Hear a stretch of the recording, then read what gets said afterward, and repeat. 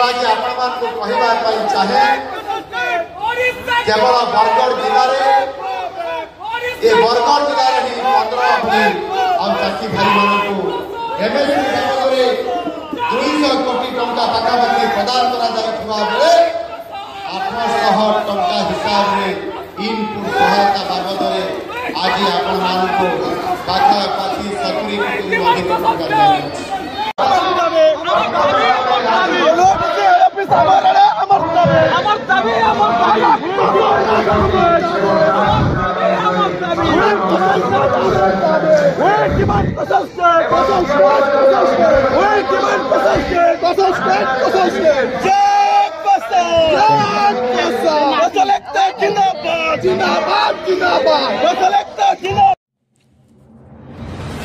आमर साहिल TV channel को like share subscribe कर दियंतु।